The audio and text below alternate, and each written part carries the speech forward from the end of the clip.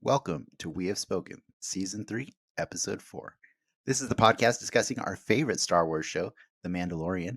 In this episode, we'll be discussing Chapter 20, The Foundling, written by Jon Favreau and Dave Filoni and directed by Carl Weathers. It aired on March 22nd, 2023, exclusively on Disney+, and we're recording this on March 23rd. My name is Dennis, and think of me as your partially digested foundling on this journey.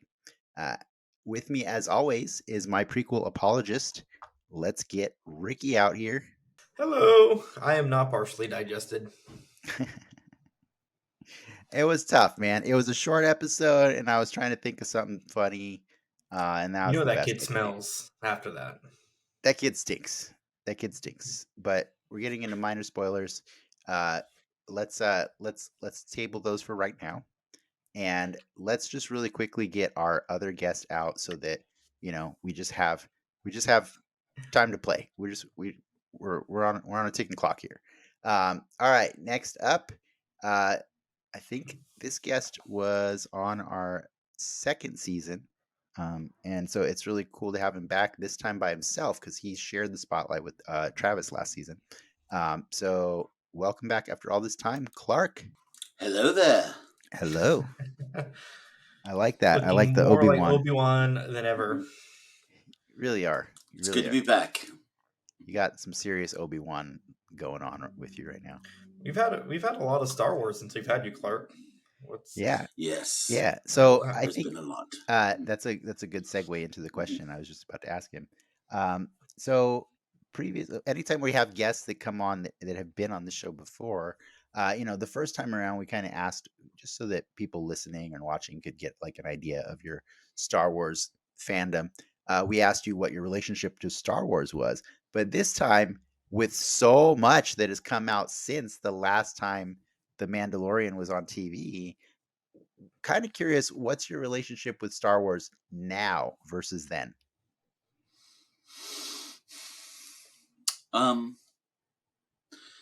I would say it's a little more cautious in that, you've been hurt. Not that I'm hurt.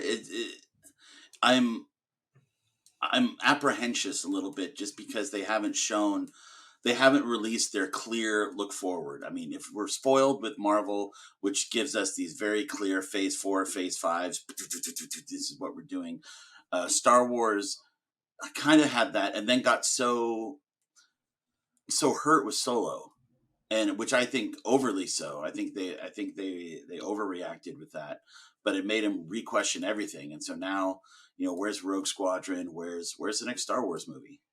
And that's something that we are. So the TV has been great, and so we've been really lucky to have really wonderful TV series. And so just curious, when you say the TV's been when you say the TV's been great, have you watched it all? Yeah. You watched The Bad Batch season 2? Well, dang it, you caught me. That is the one. That is the one that I have not watched. I haven't watched Bad Batch season 2. Have you watched Tales of the Jedi? You caught me. Not the whole thing. No. Well, you caught me again. So yeah. So that's why I asked the question, because I think the real answer now is it's a lot easier to be selective of your Star Wars, right? Like like there's no real, you don't feel compelled to digest it all, right? In the same, at least in the same speed that you used to back when different flavors now. You still feel compelled to digest every single bit of Marvel content that comes out, right? Like you haven't said no yet. No, I've watched everything. Yeah. That I have watched everything. So Star Wars used to be that way, right? Like it used to be. But yeah. So you were gonna say Book of Boba Fett. How did that one treat you? Well, it got much more interesting when it became The Mandalorian 2.5. But and that's something that's interesting about these shows that they've decided to go. They're like, hey, if it's a Filoni show, if it's a Favreau Filoni show, we're going to put whatever we want in our Star Wars universe in our shows, and that's just what it is. So it doesn't really matter, if it's Boba Fett or Mandalorian.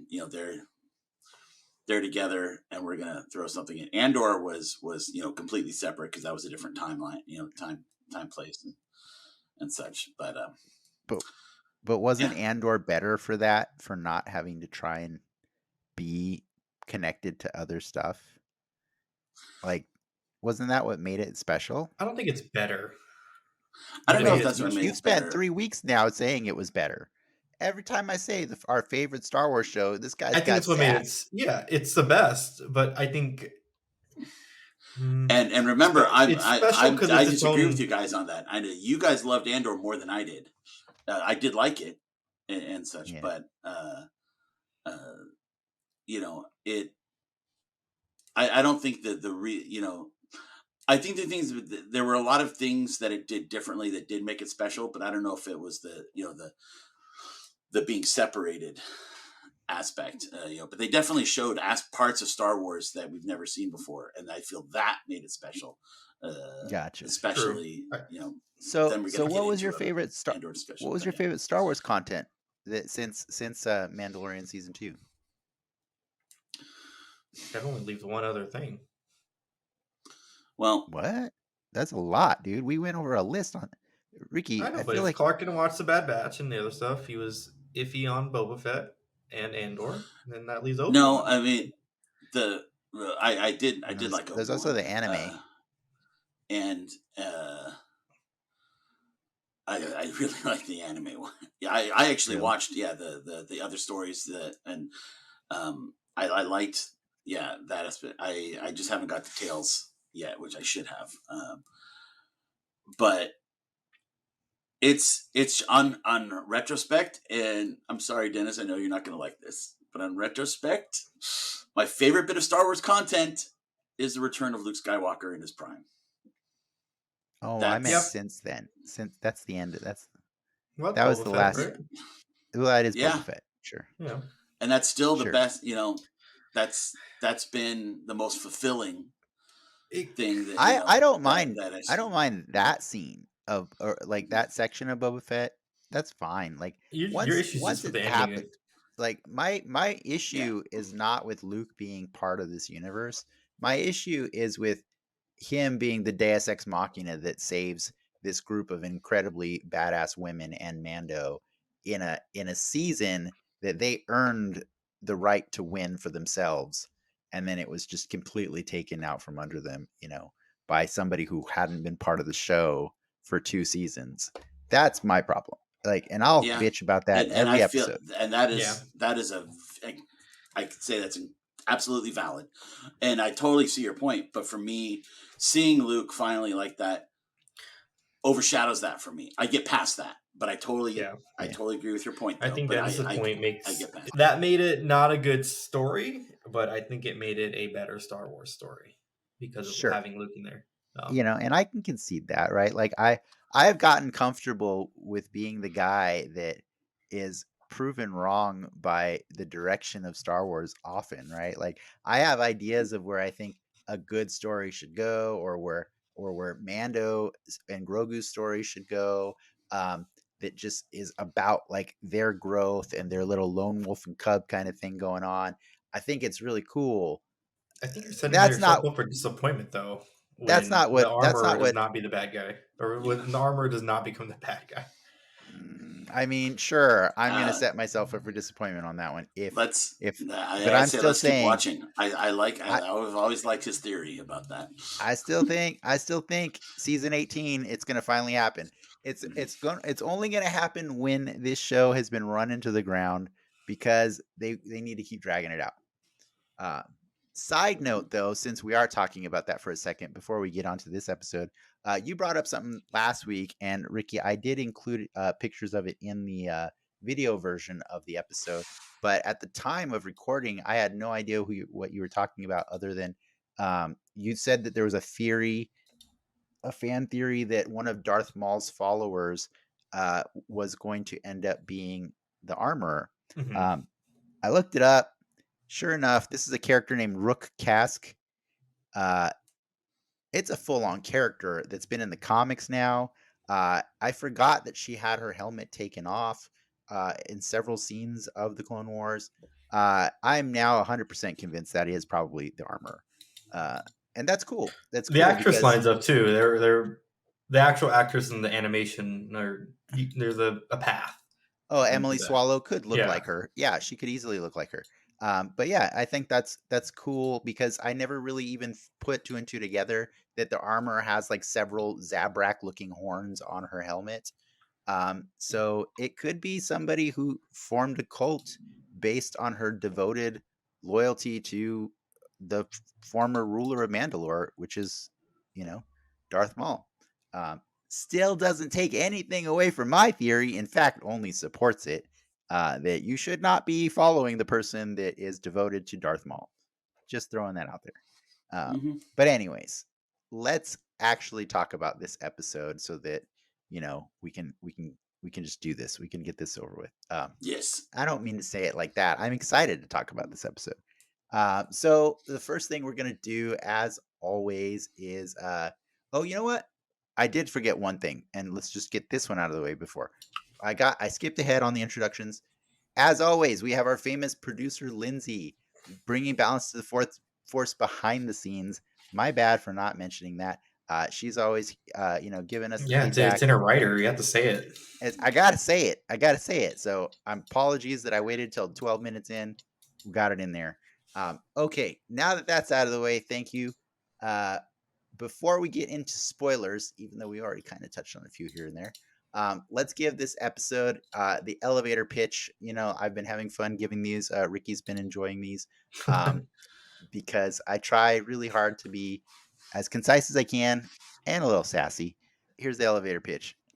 This is the one where Bo-Katan definitely got thirsty for that Kool-Aid, while Dave Filoni continued trolling devoted fans of the expanded universe.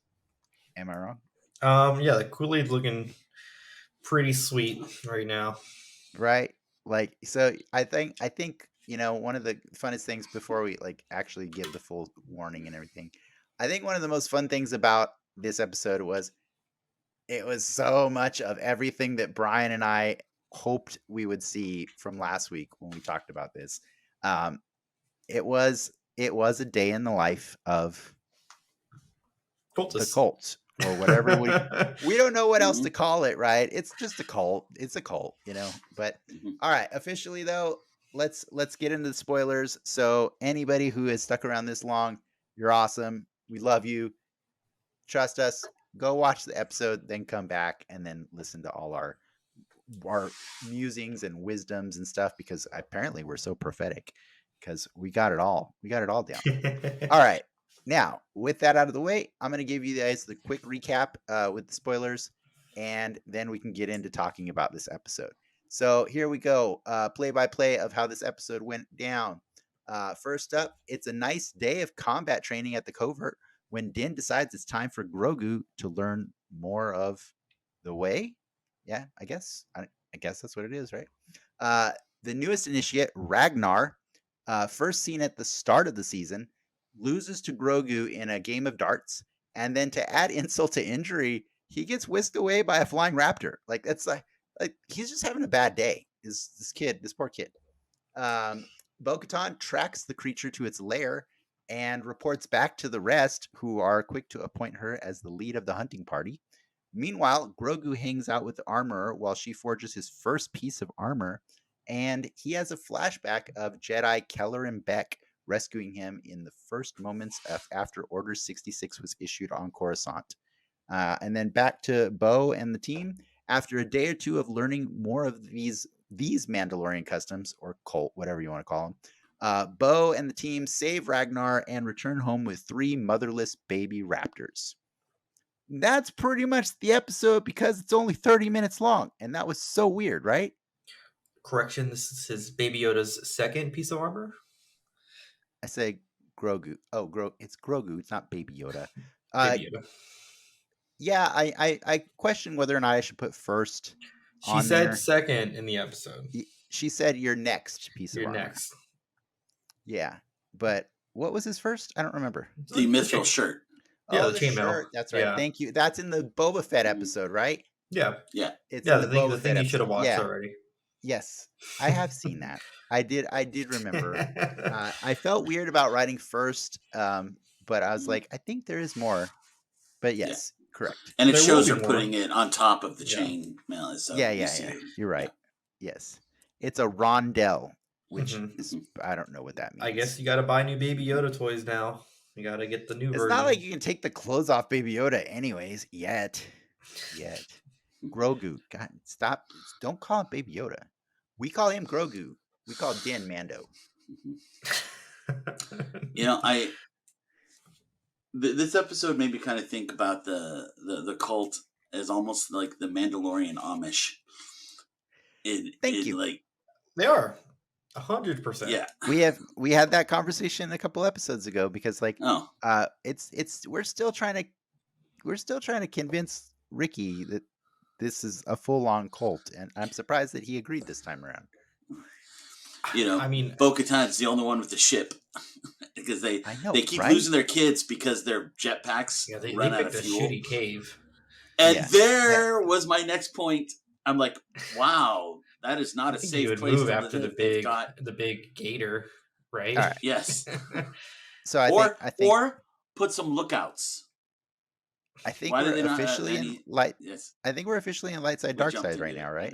Yeah. All right. No, that's fine. That's fine. I like the enthusiasm. Yeah. It's great. We're talking about the best moments. We're talking about the worst moments. Mm-hmm. I fully agree. I think that cave was a terrible pick on the armorer or whoever else's part it was. That cave is riddled with threats. Like just that planet. That planet seems to just be like designed to eat Mandalorians. That's the whole point of that planet. I don't know. I don't want to just drag on this episode. I do like parts of it, but the minute Mando shows back up with the water from last episode, if I'm the super cult, I'm packing up and like, cool, we're going home, right? Like, is that not the? Well, I mean, we've talked about they don't have a ship. We've talked about this before.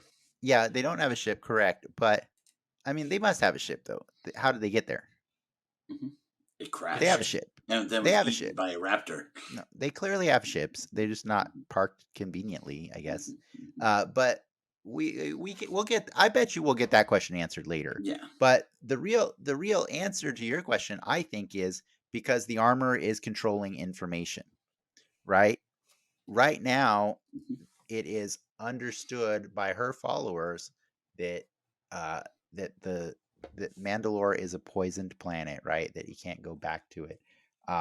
Yes, Din does have the waters. He proved that he bathed there, but like as long as she keeps them there, she can spin it, right? She can figure out a way to spin this story before it's time to go back.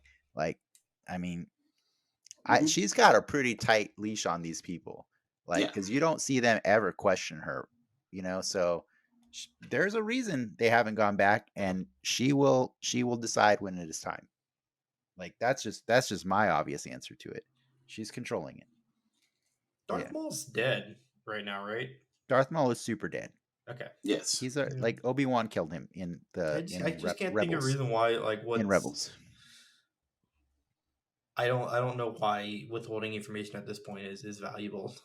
Well, then we'll put that in 1 point for Dennis as the armorer being the bad guy. Sure. I mean, just keep a score, man. It's keeping a score. She's shady. But it was cool to see Bo take on her situation with almost a sense of curiosity. Like there wasn't a sense of like these people are crazy. It was like, okay, this is different. Like they're different, but I see her understanding. It was very much I'm going to try it this way. Because clearly I was all by myself and it failed, and my way has repeatedly not worked. and they bomb my planet, and here is now the most Mandalorians I've seen.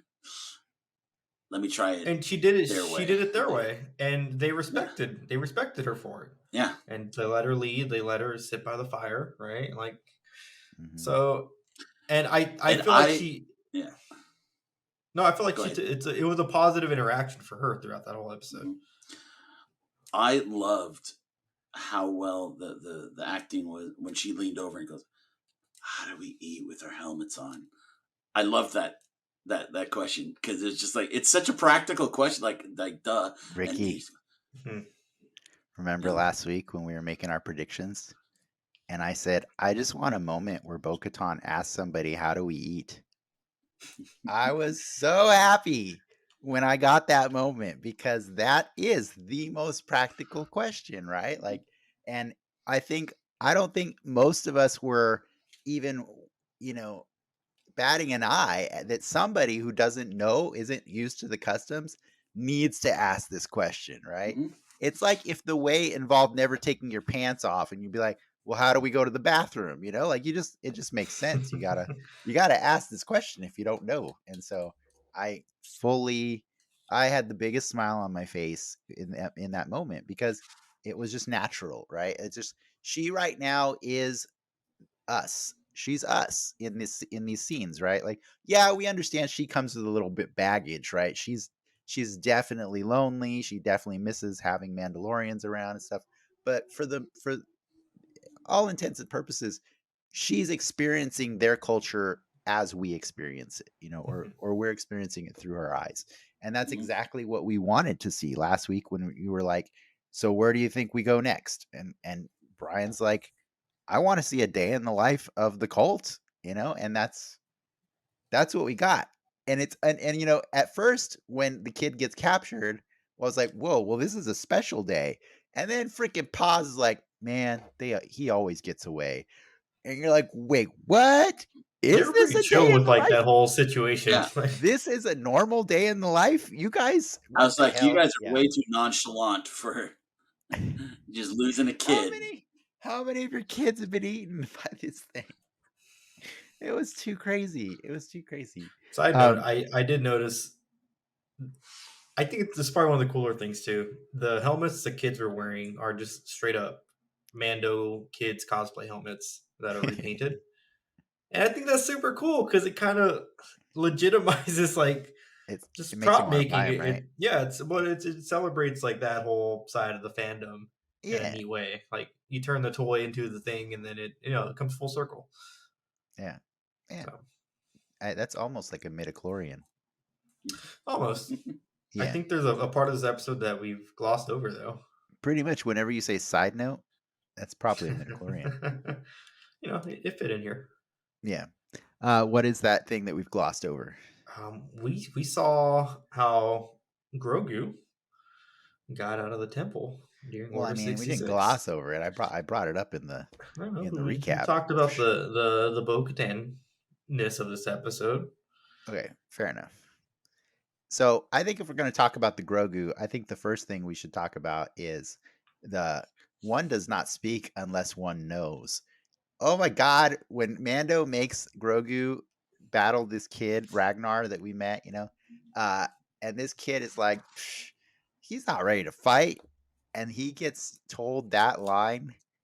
I was like, where has that line been? Because I love it so much. Because you know why? You know why I love it? Because it justifies the quietness that we always loved about Boba Fett back in the day. One does not speak unless one knows. Basically implies that the Mandalorian people should just hold quiet until they've fully assessed the situation and understand it all. And I thought that was a really cool piece of lore to get in that little, that one line. And then sure enough, that kid gets embarrassed, right? And Grogu, obviously he cheats, uses the Force, kicks his butt. And then not only I should have But is added that that. cheating? No, I don't think it's cheating. Yeah. It's not. But He's using his abilities. Yeah. yeah, he's using his abilities. I'm not going to hate on Grogu for doing what Grogu does. I love when Grogu does his Grogu thing. They But gave Grogu a gun. I know, but what was really funny is even before the kid gets captured, by a raptor, it wasn't enough to be beaten by this little Grogu. Then his dad just re-emphasizes, one does not speak unless one knows. Ah, what a sick burn that was. That was so mean. You just like have your own dad just like tell you, you're dumb, kid. You're dumb. That was so awesome. Now, fast forward, the next bit of Grogu story we got. Yes, I'm ready. We can talk about it. Go for it, Ricky. What's his name? Kelleran Bess? Kelleran Beck, B-E-Q. Kelleran Beck. Yes. Clarke, do you know what Kelleran Beck is? I had to look it up. So I mean, I recognized the actor when I saw it, but I didn't say that's Kelleran Beck. However, subsequent TikTok videos and such that have discussed the topic have educated me upon Kelleran Beck. I was As a so trainer, ecstatic when I saw him in there, because again, it's moments like these which I think really makes this show great. Is it celebrates all of Star Wars, and there's So when so you say many moments like these, just caveats. let's To come get out to and it, say what it yeah, is. Kelleran Beck is a character from the show Star Wars Jedi Temple Challenge, which A is Star Wars Kids.com game show. where real life kids compete in these Jedi trials hosted by Kelleran Beck and his droids. So the hosts are basically in character. Correct. So this show, it's a game show that pretends to take place in the Star Wars universe. I'm gonna guess pre-Order 66 is Yes, the timeline. The timeline. That's when that it kid takes place. Jedis would fit in. That's right. That's when Padawans were around in abundance, right? What's funny though, it's for me it's all full circle, and he also has the same lightsaber from Galaxy's Edge, if you notice on his hilt, that I have. Kelleran Beck, or the show, this kids show is actually produced or co-produced by Scott Bromley, who was a journalist at GameSpy.com for a long time, and then he went to IGN, and then he did like a solo podcast. And since I've been listening to podcasts these past 17 years of my life, I've been listening to him in my ear on a weekly basis. And it's been funny because before all of this, he had gotten the job at Lucas to do, I believe, their web show, just their typical web show. And it was funny to to hear the transition from that into getting his own show with the Jedi Kids show, because it's something we always wanted to do from being a fan of like Double Dare back in the day. And then come to have this, it's like it became the most full circle moment for me, and I was probably the most excited about that cameo. But again, in talking about these moments, I mean, it celebrates all aspects of Star Wars, this show. So when you say full circle moment for you, did you actually used to watch this show? I didn't watch the whole thing, but I did watch parts of the show because of my connection to the creator. Okay, gotcha. Because I will say this was news to me when you mentioned it. Like, yes, I saw that it was Ahmed Best, and I was like, oh my God, that's so cool that it's Ahmed Best, because this poor man used to be suicidal. That's the second layer of greatness of his cameo. Yeah. He used to be suicidal because of his time served as the infamous Jar Jar Binks. That is what Ahmed Best is best or worst known for.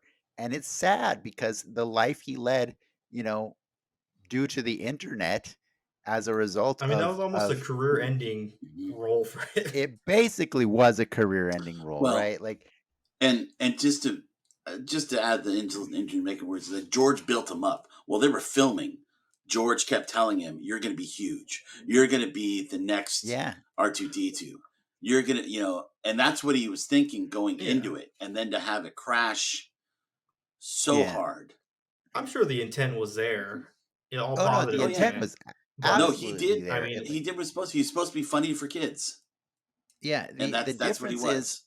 the Yeah. difference is the internet didn't exist when the first Star Wars movies came out.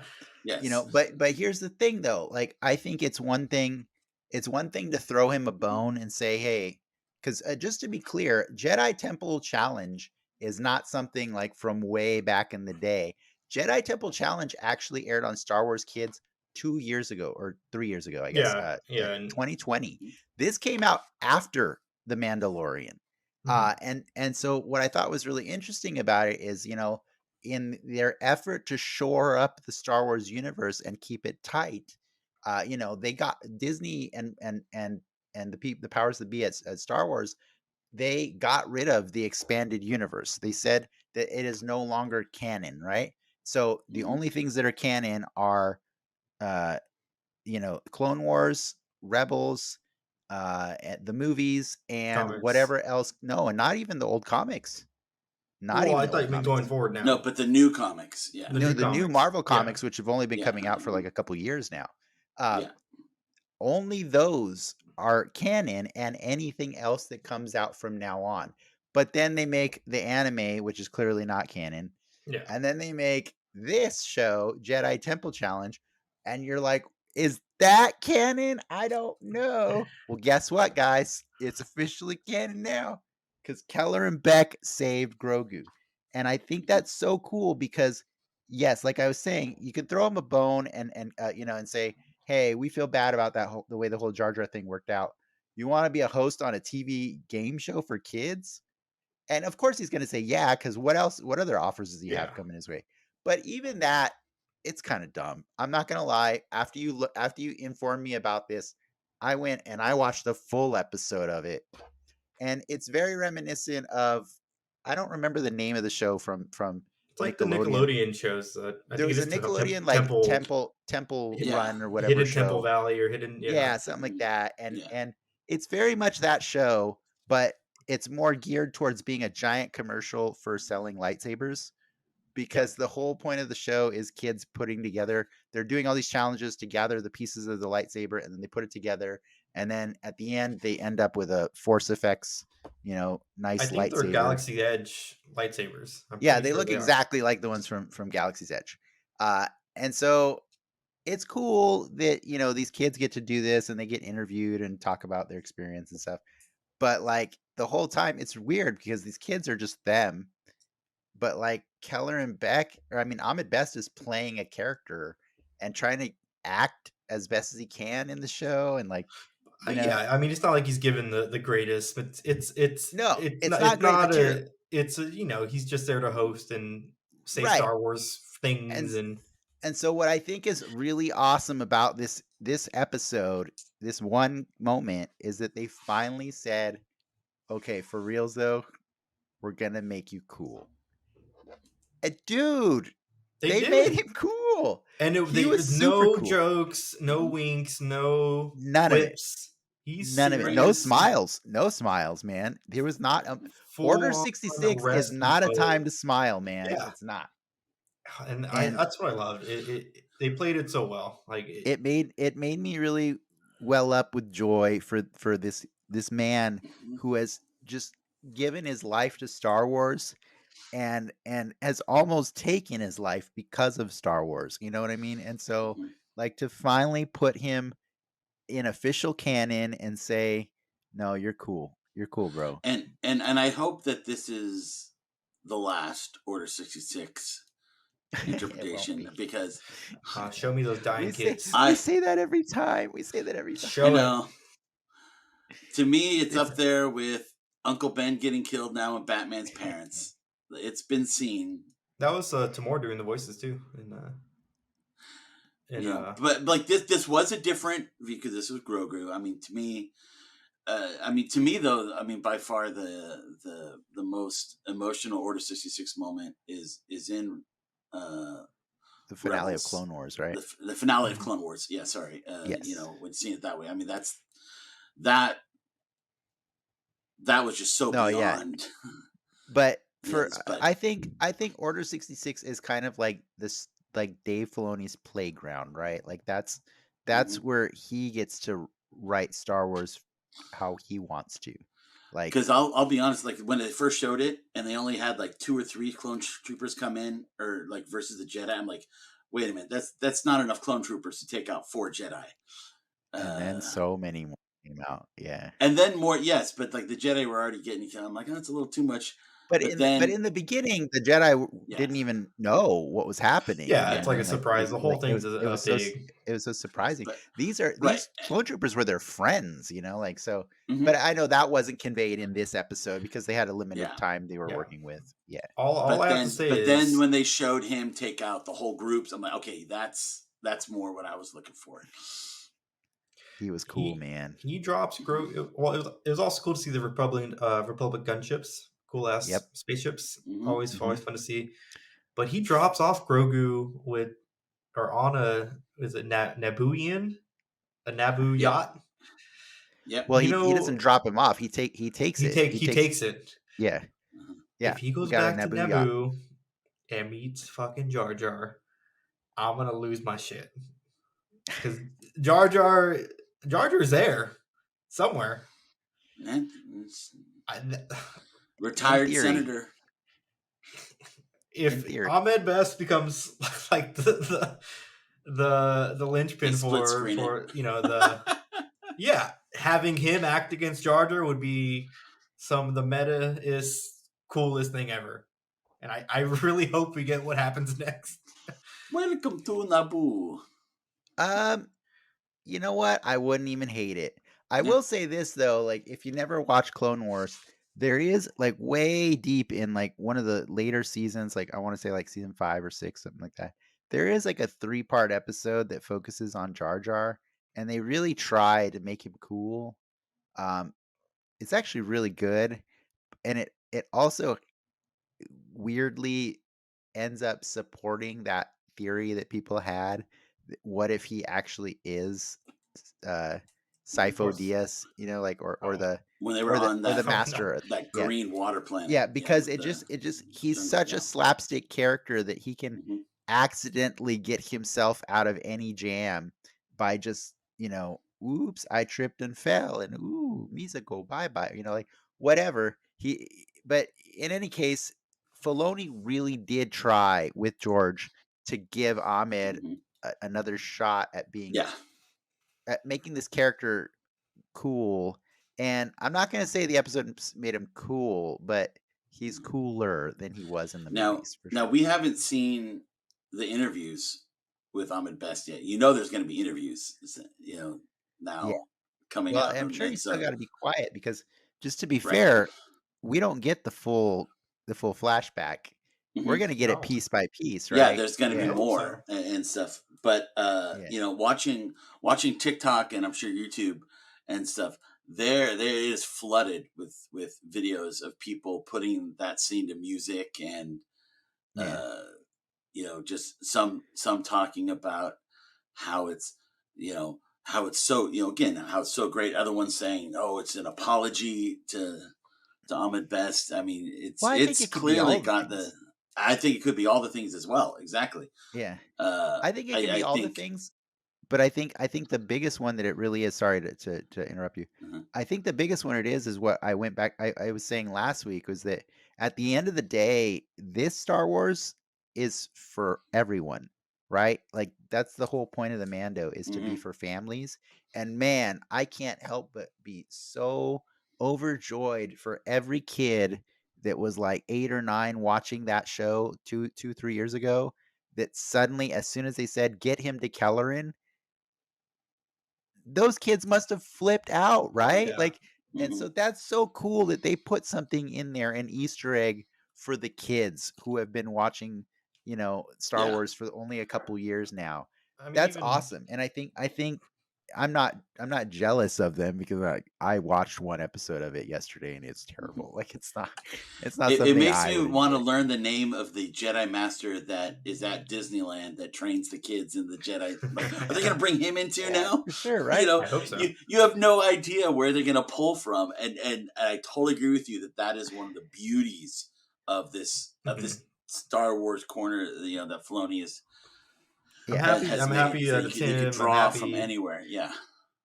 we got, Star Wars, longest Yeah. time, not a lot of brown people. Past couple years of Star Wars, got a lot more brown Yeah. people, and it's always good to have And every time somebody new shows up, I will then once again say, when you say Luke is the only person that could have rescued Grogu, Luke I'm is the like, only person that could have rescued Grogu. I'm just saying, there seems to be a lot more out there than we want We're gonna to get admit. Okay. Well, I'm not agreeing with Ricky on that statement. I agree with you, Dennis. There could have been more. However, I was super happy that it was Luke. I know. I understand. I'm just saying, Yeah. there's Yeah. a lot. There's a lot, and, But and yes, like Keller and Beck, and Black let's Series figure coming your way soon. that's and let's keep absolutely coming. Yeah. yeah. Let's keep seeing more of it. I mean, this is what's exciting. They And missed that by like a day. By the way, they revealed new mhm, Mandalorian toys like 2 days ago. Uh, that are toys from like you know mhm, it's Mandalorian and Boba Fett toys. So they had Cad Bane, and I'm like, gotcha. guys, you need a Mhm, Keller and Beck right now. That's what yeah. everybody wants. And I want to go Yeah, back to the very first question you asked me in the episode about how I'm feeling about Star Trek. Is Star Star Wars? Wars. Wow, why Oh did I do man. that? I know. I messed that one up. Is that the one of the reasons I feel uncertain is because I still know that there's this split. I wish Kathleen Kennedy was in on this more. I felt that more. I wish this didn't feel so much like the Filoni Favreau corner, which they're doing other stuff. But I wish they were, because again, how great is this when they pulled stuff in that was from outside of their stuff? How much, I'd be more excited if I knew they were doing this on an even grander scale. So And what? that's why Explain for our audiences what you refer to as the split. so again, and this is rumored, so I cannot say that this is definitive as in they have announced, but there's a lot of talk about how there's the Dave Filoni, Jon Favreau universe side of Star Wars and the Kathleen Kennedy side that was responsible for the movies for episodes 7, 8, and 9 Mhm. and for the movies going forward and such, and that they are not working together. And I don't believe all the rumors. I mean, there's rumors about how that Favreau was going to leave unless because of meddling from Kennedy, and I'm like, I think that's a little too far. But I you can see a creative split how they're not working Yeah. together. Yeah, there's probably some truth in the middle. I think, definitely think there's definitely there was a power balance that got shifted, and I think Disney is very on edge about pissing off Jon Favreau because he has been involved in some of the most successful things, and I know that Yes. it was a tough point for him when they put pressure on him to fire Gina Carano, right? Because he handpicked her for this show, and he went a long time before being like giving the green light, right? Like nobody was firing her for a while, even though like the internet was just like, are you crazy? What is she saying? She's just doing ridiculous stuff. But he had her back for a long time, and I think ultimately it got to a point where like he couldn't, he had to let go, right? He had to detach. But I think they've been very, very cautious to not push his buttons since then, because you push the creator too much, they're gonna Yeah. bounce, right? I mean, I don't And think he's delivering. Yeah, it's he is. it's the problem we talk about at least once a season, right? Like, what is Star Wars for 45 plus years? It's been the Skywalker story, and up until Yeah. recently, we've gotten stories outside that universe, and I think that's where this split is. Mando, for all its greatness, is still looped into that Skywalker saga, right? In A there's little bit. hooks to it, I mean, Grogu especially is now intertwined with Luke, but unfortunately.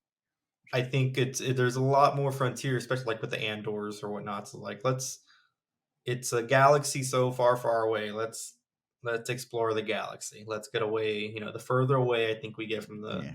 Skywalker story, the better off we'll be. And you And know. in fairness, that's why I got so excited last season when Bo-Katan showed up on this show. And that's why I'm again super excited right now because like we said last week, right? We're like, okay, he bathed in the waters. What's the goal now? Like the Mando finished his quest already in season 3, episode 3.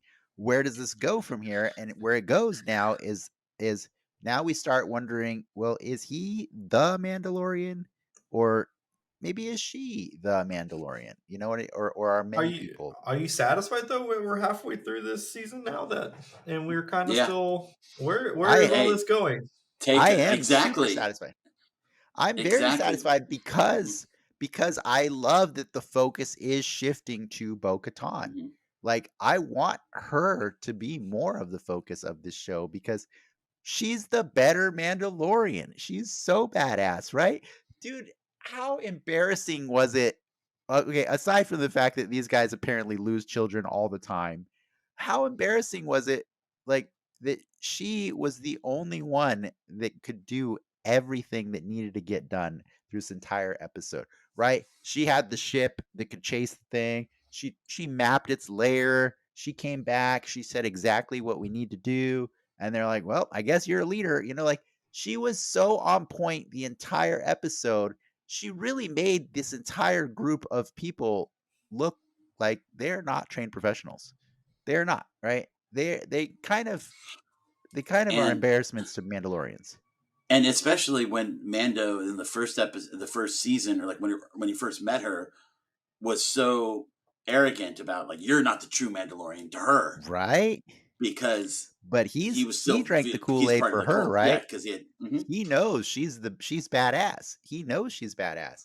And so yeah. he'll follow her wherever she goes, right? And so that might be your holy war, Ricky, is that uh Bo Bo-Katan might usurp the armorer.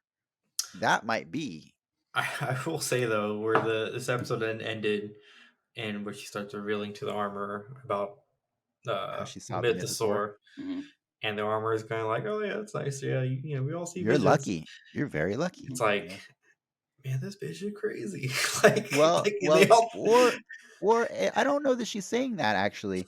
I think she's saying the other thing that Brian mentioned last week was that in the old expanded universe stories, the Mandalorians are known for having visions, right? And so I don't think the armorer was dismissing her at all. I think the No, armorer was saying, "Oh, you're very lucky because you had a Yeah, great that vision she of had the that vision. mythosaur." Yeah, that's what Um, I got too. Hmm. yeah, and so I think that was cool that it tied back in again to something that Brian was mentioning.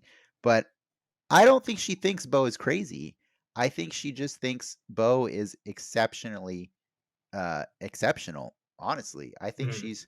she's just Yeah, impressed but by this from person. Bo's perspective, her mind's got to be like spinning at that point Yeah, when well, I when mean the that's cultist like doesn't, I don't say acknowledge or entertain what you're saying, because she was pretty direct. She's like, no, I saw the thing, and she's like, this is the way, and yeah. it's like going to your I don't think pastor, she's like dismissing her though. Like I don't think she's dismissing her either, but that's not the response you want when you're yeah, for confessing that sure. to the one person who should be, Hmm. Well, more if they're inquisitive playing of your vision. well, look at it this way. If they're playing a game of poker, Bo showed her hand and the armor is playing it safer, right?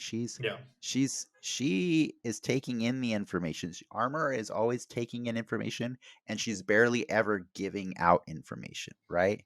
Like that's the nature of That's the the armorer. from the beginning, right? Speak, Hmm. don't speak until whatever. Yes, exactly. It's one does not speak unless one knows. And I think that's what she's doing right now. I think she's the wisest of the ones there. But yeah, I'm really excited to see what Bo does with this. Yep. Because yeah, like at a very minimum, they now have baby dragons that they're gonna raise and ride. Like that's next season for sure. If this is Game of Thrones, you introduce the baby dragons now. next season they're riding Rotisserie dragons. chickens. Yep. I know, right? I couldn't believe like that was such a family aspect of that episode was, oh, so we're gonna gloss over the part that they killed the mother. And hey, we have 3 new foundlings. Not we have dinner for a week. It's we have 3 new I mean, they didn't foundlings. kill her. They just tied her up and the crocodile ate her. Well, Ed, come on. The moment she hit the water, I'm like, oh, she's getting eaten by that big. Right? We thing. called Yeah. that. We called like That was- everybody watching that just knew exactly what was gonna happen. Yes. She's it gonna was get pretty Jurassic obvious.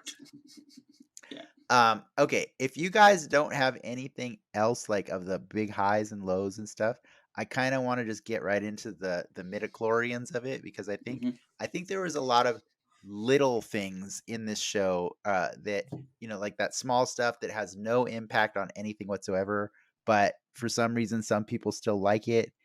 I think we've kind of already mentioned a few of them. Like Ricky was like, side note this, side note that, like, but I just wanted to get into a few of them that Mhm.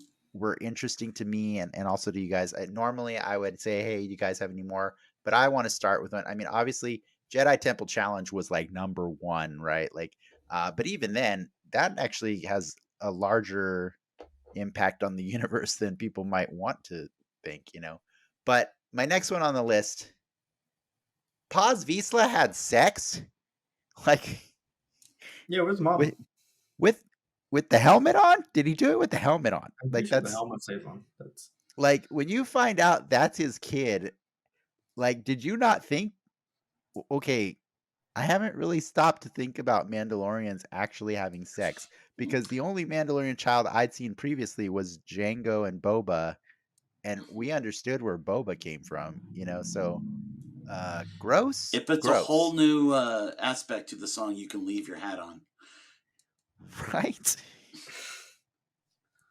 Nice one. I mean, Clarke. you're Nice one. assuming he could just like adopt a kid. He could have adopted a kid, but I don't understand why they can't have sex with their helmets on. I mean, that's the we way saw they do him it. in. That's the way they do it. We saw in season 2 or season 1, they kind of kidnap a lot of kids. Yeah, I'm taking him kind of at his word. I mean, technically, that's his Mando kid. kidnapped Grogu. Let's be That's clear on that. Like, Mhm. well, Grogu was already kidnapped. He rescued Grogu from double the kidnappers. kidnap. Yes, double negative exactly. kidnaps. Hey, Wipe and it then he out. tried to take Yeah. him back to his people. I'm just Whoever his saying, people was. Yes. given the Paz Vizsla we've Uh-huh. seen over the last few years, it was weird to me that he suddenly has this kid. But okay, it's fine. I think It's the kidnapping thing is like that is the answer. maybe. We'll see. There's no way they would have that many people, that many kids. There's a few kids in there. Fair enough. What other pointless musings do you have on this episode, guys? I'm glad they brought back Immediately. the dumb rock. Yes, that was on mine too. I'm like, oh, the Rock. It was in last week's, so therefore it must be this week's. Same The on Rock the of Coruscant. That was pretty funny. When the raptor spit out the kid, and again he wasn't covered in slime or other stuff, and was he in there all night? First of all, Mandalorian armor once again indigestible, as shown by Boba Fett and the Sarlacc. Yeah. Now, as a reminder, Boba Fett's pretty scarred up and has to do back to tank for days. Okay, so not indestructible. It's just the parts. I mean, sorry, the armor itself, the metal is indestructible, but there's a lot of nooks and crannies. Yeah. This is actually honestly, this was a nitpick that I had. I was like, Fair that enough. kid should not have survived a night in the stomach. First of all, it shouldn't have survived that long. If the mother grabbed her, why did she then wait a whole night to feed it to the kids? I don't know why that happened. I'm not gonna question Star Wars giant bird logic. Like, I mean, at a certain point, I'm not gonna question. Giant bird did not act like an animal. I'm not going to question Star Wars giant bird logic. I'm going to question human Mandalorian logic for saying, yeah, we should camp tonight before we go up there and rescue Ragnar. I was kind of weirded out by the fact that Bo-Katan came back to the Covert after she she hunted down this thing. You know what I mean? I was like, wait a second. So you're not just gonna rescue the kid now?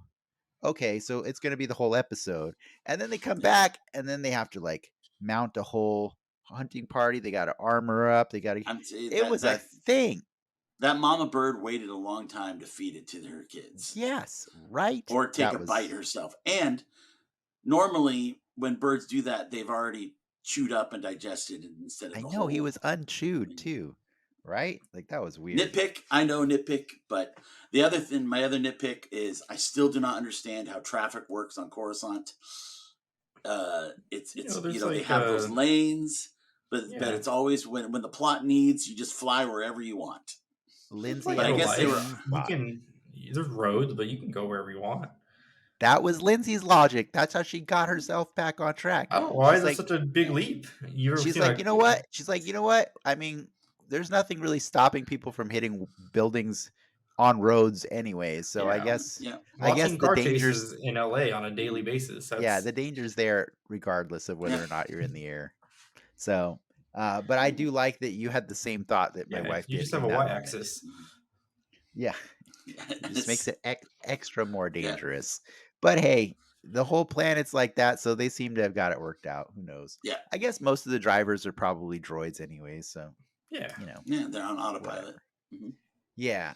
I have another nerdy one to point out, and this is just because of the toy collector in me. I gotta say, growing up in a time where my Star Wars toys always had inaccuracies to the movies and stuff, like or things just didn't end up matching, or sometimes Lucasfilm would produce, or I mean, sorry, Kenner would produce a toy based on the limited designs they have, and then next thing you know, it doesn't look anything like it, or like the blue band guy on Return of the Jedi, the Max Yeah. Rebo, Sneedley or whatever. Was it Max Rebo? Mhm. Was the Is it elephant. him? Yeah, the elephant Yeah, Max guy. Rebo. And Mhm. was it him? And how they thought he was like, The they didn't feet. know the lower half of him, right? Yeah. Yeah, and it wasn't until more recently that Hasbro went and fixed the toy based on more understanding of the designs. The only reason I'm saying all of this is because the toy accuracy for Paz Vizsla was on point when he was climbing that mountain, and he had his giant stupid cannon with the hose that actually plugs into the side of his backpack. All of that was so on point, and I'm like, yes, this That is a shit was golden age. dumb. It's like this dude's That really climbing this mountain with a giant. exactly their Yeah. commitment to toy accuracy outweighed practicality in that moment, right? Like, but you can't fault them, right? That's how the Paz Vizsla always looks when he's in full get up. So stupid to be climbing a mountain with that gear. I couldn't even believe that guy was climbing that mountain. It's just so ridiculous. He's huge. He's huge, and he's carrying like all this extra weight. Whatever. I still appreciate the toy accuracy though. So kudos to them. Yeah. I think you guys, yeah, you mentioned the toys, the kids helmets were toys. Clarke, you also mentioned something about Katie Sackhoff's acting. I know you brought that up Okay. earlier. Well, just like I know she only took her helmet off once, but I loved her voice act. I she's just brings so much to Bo-Katan, and Yeah. I just wanted to give her extra shout out, because then that moment when he said we go our own places, and then when she sat down and took her helmet off and just kind of looked at her situation and started eating again, I'm just like, oh my gosh, what a treasure that we have her in this amazing role You in think- this, Well- because I want more of her so bad. Yeah, and but here's what Yeah. the credit to her is, and this is why I'm always campaigning for more. I'm campaigning for Bo-Katan to be the Mandalorian. It's Mhm. not because I dislike Pedro Pascal. You guys Yeah. know I freaking love Pedro Pascal. Yeah. He is just one of my favorite actors. I love him in everything he ever does, and he's one of the reasons I started watching this show in the first place. It's not that. It's the fact that Katie Sackhoff has been playing Bo-Katan for like 20 years. She's been playing this character since the Clone Wars in the cartoons. You know what I mean? And so she has a very deep understanding of who this person is.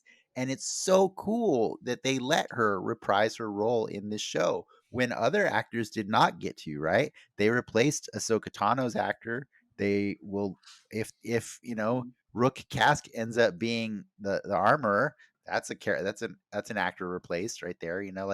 Uh, is a lot of little actors that are getting replaced, but for some reason, Dave Filoni was insistent, and Jon Favreau were insistent. This is the person that needs to be Bo-Katan, and it's so cool. It's so cool because she gives so much. She gives so hard to that performance, and I appreciate that you appreciate it. It's really cool. Yeah, I mean, this Kate. I mean, she has monumental sci-fi cred. She's got huge roles. I mean, Starbuck and other stuff. And then, I watch her in Longmire and like in other shows that she's done that she's not as well known. And I know she's a fantastic actress. But I want her Bo-Katan to be up there with Starbuck. In the legacy. I want. She's definitely getting there. She's getting there. Yeah, she's getting there. Yeah. When Ricky says I think she's there, that's a person who hasn't watched Battlestar Galactica. Yeah, and I think a lot of people haven't. A lot of sci-fi people have. I think a lot more people have watched The Mandalorian. Fans of Katie Sackhoff have watched Battlestar Galactica. Yeah, but I think to Clark's point, I think her time on Mando is eclipsing her previous work for sure. I don't think Clark's saying that it has. Are you saying it has? That's not what I'm saying. Yeah, you're saying no. I'm saying I want it to be equal because again, your point is it's for the people that have seen Battlestar Galactica, which is still a lot. But I totally get Ricky that is my generation. Because it is. I can't believe how old the show is. Like I was shocked at how old that show was. For the record, BSG has won more Emmys than the Mando has. Fair. I'm pretty sure of. But it's something. I mean, it's a show that I would always recommend. I actually just rewatched it this last year. I would recommend it to anyone. It is one of the greatest sci-fi shows. That's so cool that you rewatched it. I told myself I'll never rewatch it only because you can't. It can't be as good the second time. It can't be. I got caught into it, and I rewatched the whole thing, and I loved it.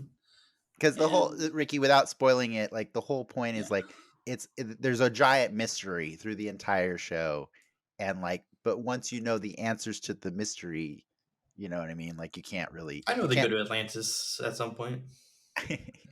But it was, and Dennis, it was really interesting watching it, knowing what I knew and knowing who people. It was a different experience, and I did enjoy doing that. Yeah, that's cool. That's cool. All right, Ricky's saying cool because he wants to wrap this up, and I fully agree. I get it. I have had a fun time. I hope you guys have too. But before we end this, I do want to give you guys a chance to rate this episode on a scale of 1 to 10. 1 being Katie Sackhoff in Battlestar Galactica, and 10 being, I don't know, Ragnar getting eaten by a thing for 2 days. I don't know. How long was that? This doesn't make any sense. So 1 is anyways, high? What? Katie's so high. 1 is high? Sorry. Oh, sorry. You're right. I meant to go the other way around. Ragnar's the 1. Katie's the 10. Yes. Sorry. You do it. Go for it, Clarke. What are you going to give this? It's tough for me just because some of the nitpicks with the animals bugged me, but there's so many other great stuff. I'm going to give it a 7.5. Okay. All right. Is it the highest of the season? What's your favorite episode this season so far? Gosh, I haven't even thought of it that way just because I'm like, they've been so... This season has been so waiting for things to come. I'm like, I can tell you right now, my favorite episodes of the season, if I've already seen it, I will be disappointed. Right, but I meant so far. I know. But I'm just, that's why I'm saying I expect things.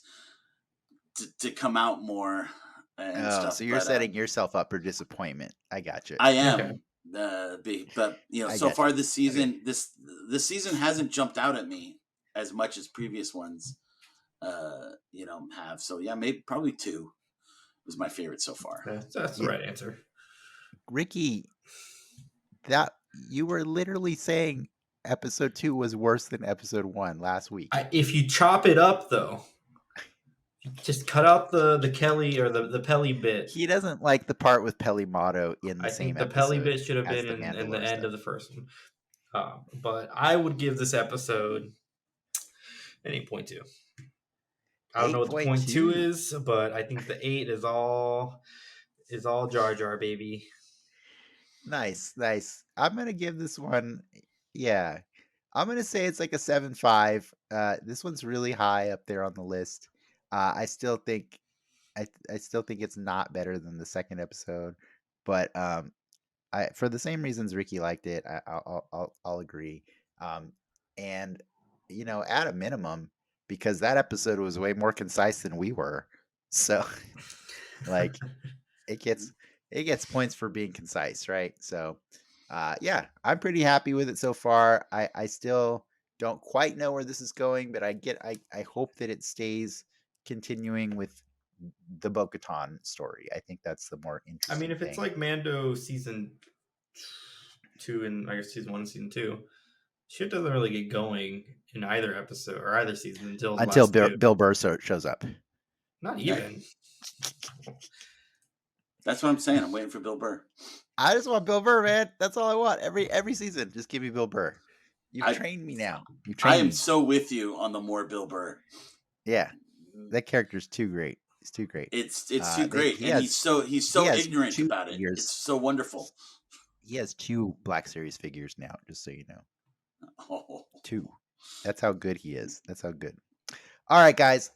Thank you so much to Clarke and Ricky for hanging out with me to talk about Star Wars for well over an hour. Really appreciate it. Thanks to our audience for tuning in. If you had fun, please remember to like and subscribe.